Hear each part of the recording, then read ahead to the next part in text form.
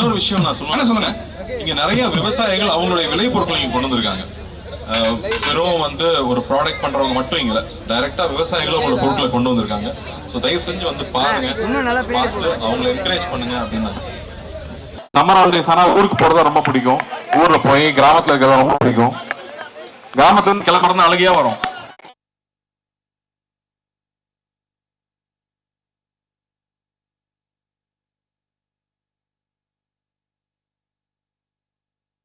அப்புறமா சென்னையில விவசாயிகளுக்கும் விவசாயம் சார்ந்து வேலை செஞ்சுட்டு இருக்கிறவங்களையும் சந்திக்கணும்னு சொல்லி நிறைய பேர் அழைச்சு பேசணும். அதுல முக்கியமா வந்து ஹிமாக்கரன் அவர்கள், அப்புறம் ரேகா அவங்களோட ஃப்ரெண்ட்ஸ் நிறைய பேர் இங்க வந்திருந்தாங்க. மணிசுந்தர் அவங்க, நம்ம ப்ரொஃபசர் இஸ்மாயில் அவர்கள், இவங்க எல்லாருமே ஃபர்ஸ்ட் மீட் பண்ணி விவசாயம் சார்ந்து இங்க என்ன தேவை இருக்கு, நம்ம என்ன பண்ணணும் அப்படின்னு நாங்க பேசும்போது அவங்க தான் ஃபர்ஸ்ட் எங்களுக்கு அட்வைசரா வந்தவங்க. அப்போ வந்து அவங்க கூட சேர்ந்து என்ன பண்ணலாம் அப்படின்னு பேசிட்டே இருக்கும்போது தான் ரொம்ப வருஷம் கழிச்சு இந்த விஷயம் ஒன்று வந்துச்சு. சென்னையில இந்த மாதிரி திருவிழா நடந்து ரொம்ப வருஷம் ஆயிடுச்சு. கொரோனாக்கு முன்னாடி நடத்திட்டு இருந்தோம். கொரோனாக்கு அப்புறமா வந்து எல்லா விவசாயிகளையும் ஒன்று சேர்க்கறது ரொம்ப கஷ்டமாயிடுச்சு. சென்னையில தான் நுகர்வோர் அதிகமா இருக்காங்க. ஒரு தமிழ்நாட்டில் 8 கோடி பேர் இருக்கோம்னா சென்னையில 2 கோடி பேர் இருக்கும். அப்போ இங்கதான் நுகர்வோர் அதிகமா இருக்காங்க. இங்க இருக்கிற குழந்தைகளுக்கு திருவிழாக்கள் போறது கஷ்டம்.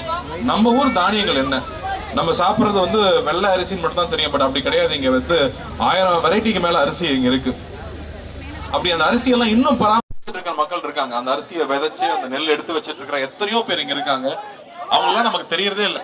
தமிழ்நாட்டுல வந்து விளைபொருட்கள்ல இருந்து அதை எப்படி வந்து மதிப்பு கூட்டப்பட்ட பொருட்களா மாற்ற முடியும், எத்தனை மாதிரி ப்ராடக்ட்ஸ் பண்ண முடியுமோ அத்தனை ப்ராடக்ட்ஸும் ஆர்கானிக்கா, இயற்கைக்கு துன்புறுத்தாம வந்து துணிகள் எப்படி பண்ண முடியும், உணவை எப்படி பண்ண முடியும், சத்தான உணவை குழந்தைகளுக்கு எப்படி பண்ண முடியும்னு யோசிச்சு பண்ற ஒரு சின்ன கூட்டம் தான் தமிழ்நாட்டில் இருக்கு.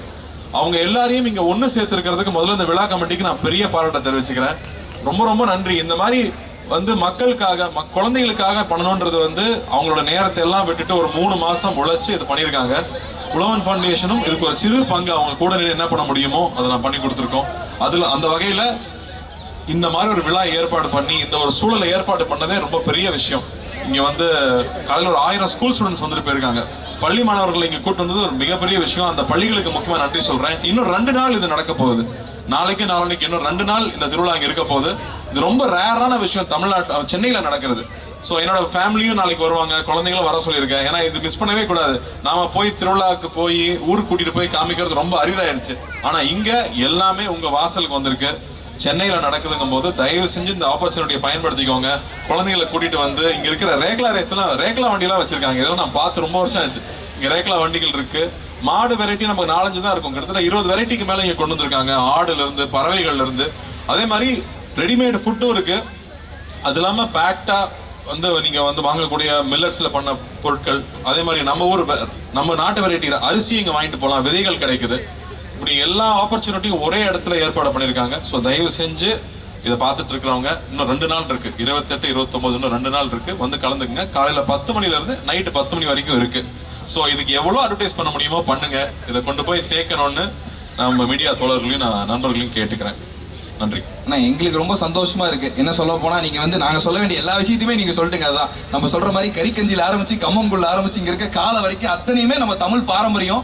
அதை நீங்க சொல்றப்ப எங்களுக்கு அவ்வளவு சந்தோஷமா இருக்குண்ணே. உண்மையிலேயே நீங்க ஒவ்வொரு படத்துலையும் நம்ம கடைக்குட்டி சிங்கம் ஆகட்டும், இங்கே மாவட்டம், நான் ஏற்கனவே சொன்ன மாதிரி தான் நீங்க காலையை பிடிச்சிட்டு வந்தா அந்த ஐயனார் சாமி அப்படியே காலையை பிடிச்சிட்டு வர மாதிரி எங்களுக்கு ஒரு புத்துணர்வு ஏற்படு. இதுக்கெல்லாம் கை தட்டலாம். அதை விட இன்னொரு முக்கியமான விஷயம் வந்து நம்ம பசங்க கேட்டே இருந்தாங்க, எப்ப பார்த்தாலும் நம்ம கார்த்தியான காலக்கூடையே வராரே, அவர் அடுத்து வந்து நம்ம சென்னையில வந்து இந்த மாதிரி ஜல்லிக்கட்டு அவர் தலைமையில் நடக்குமா அப்படின்னு கேட்கறாங்கண்ணே. ஜல்லிக்கட்டுக்கு ஏற்பட்ட லைசன்ஸ் வாங்கணும். ஆனா வாங்கினா நிச்சயமா எல்லா காலையும் கொண்டு வந்து இறக்கிடுவாங்க. சென்னையில என் காலை ஓடணுங்கிறதுக்கு ஒரு பெரிய கூட்டம் இருக்கும். இவர்கிட்ட சொன்னா அதுவும் ஏற்பாடு பண்ணாலும் பண்ணுவாரு. சூப்பர்ண்ணே. நாங்களும் இது ஒரு ஆசையா தான் நினைக்கிறோம். கண்டிப்பா என்ன அப்படின்னா ஆக்சுவலா நான் வந்து ஜல்லிக்கட்டுக்கு முன்னாடி பார்த்தது இல்ல. படத்துல நடிக்கிறப்பதான் நாங்க போய் ஆக்சுவலா ஷூட் பண்ணும்போது நான் நின்று பார்த்தேன். அது உண்மையா வேற அது ஒரு பிரமாதமான ஒரு விஷயம். அது ஒரு பிரமாதமான விஷயம்.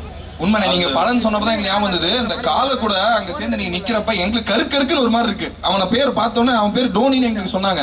ஆனா உண்மையிலே அது நீங்க வச்ச பேருங்கிறதே எங்களுக்கு இங்க வச்ச மாதிரி தான் இருக்கு. ஆனா அந்த காலை கூட ஒரு மாதிரி சினிமாவில் வைக்கிற பேர் ஒட்டிக்கும். ஒரிஜினல் பேர் மாதிரி இருக்கும். உண்மைதானே.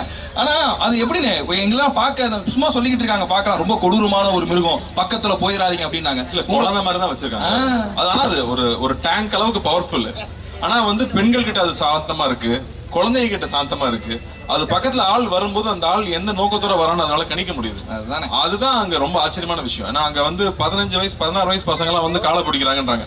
அது என்னன்னா ஏறு தழுவுதல் தான். வெளிநாடுகள்லாம் ஸ்பெயின் எல்லாம் இருக்குன்னா அது அந்த மாட்டை காயப்படுத்துவாங்க. இங்க கட்டி பிடிக்கிறது தான். கட்டி பிடிச்சி எவ்வளவு நேரம் உன்னால தாங்க முடியுதுங்கிறது. அதை நேர் நின்று பார்க்கும்போது வெளியில டிவியில பாக்குறது வேற, அது நேர்ல நம்ம அங்க கூட நின்று பார்க்கும்போது நம்மளுடைய பண்பாடு இதுதான் நாம அப்படின்னு தெரிஞ்சுக்கிறது இருக்கு இல்லையா, அது ஒரு ரொம்ப உன்னதமான ஒரு ஃபீலிங் அது. அது உண்மையிலே நீங்க சொல்றப்ப எங்களுக்கு அதான் இருக்கு. வெளிநாட்டெல்லாம் கஷ்டப்படுத்திட்டு இருக்காங்கயா, நாங்க தாயா பிள்ளையா இன்னும் ரேஷன் கார்டுல மட்டும் தான் எங்க கால பேரை சேர்க்கல, மத்த அளவு அவ்வளவு அன்பா இருக்கீங்க. அந்த கால கூட நீங்க இருக்கப்ப எங்களுக்கு அவ்வளவு இருக்கனே. உண்மையிலே எங்களோட ஆணழகன், எங்களோட தமிழழகன், மெய்யழகன் படம் நீங்க வந்து ரொம்ப சூப்பரான பெரிய ஹிட் ஆகணும். நீங்க இந்த இடத்துக்கு வந்ததுல எங்களுக்கு ரொம்ப பெருமை. தமிழ் எந்த இடத்துல எந்த ஒரு இடத்துல விவசாயிகளுக்கு எந்த ஒரு முன்னேற்றமும் உழவன் ஃபவுண்டேஷன் ஆகட்டும் நீங்களாகட்டும் நிறைய நல்ல விஷயங்கள் பண்ணிட்டு இருக்கீங்க. எங்களோட செம்பொழில் 2024 நீங்க வந்தால ரொம்ப ரொம்ப சந்தோஷப்படுறோம். ஒரு சின்ன ஆசை, இங்க அங்கெல்லாம் போனா கூட்டம் கூடிரு, ஏன்னா அங்கெல்லாம் நாங்க நிறைய ட்ரை பண்ணலாம் நினைச்சோம். இருந்தாலும் ஒரு குத்து அடிச்சீங்கன்னா எங்க பறையெல்லாம் அப்படியே ரெடியா நின்று இருக்காங்க. கீழே போயிட்டு அப்படியானே ஓகேண்ணே.